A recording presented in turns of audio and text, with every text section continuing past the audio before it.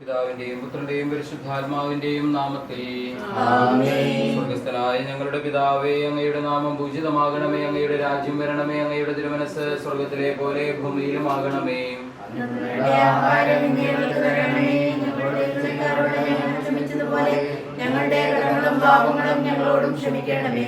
ഞങ്ങൾ പ്രലോഭനത്തിൽ വീഴാതെ തിന്മയിൽ നിന്ന് ഞങ്ങളെ